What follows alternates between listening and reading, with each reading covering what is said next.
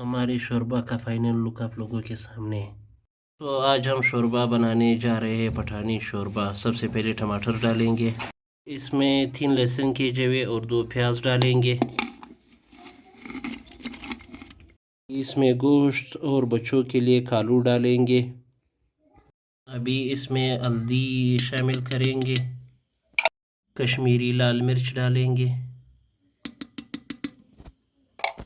काली मिर्च डालेंगे, इसमें चाट मसाला डालेंगे, इसमें मिक्स मसाला डालेंगे, इसमें नमक डालेंगे साथ में।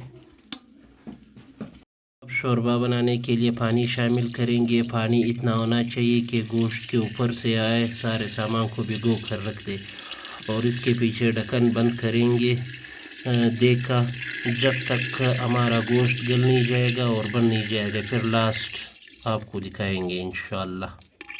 हमारे शोरबा का फाइनल लुक आप लोगों के सामने है।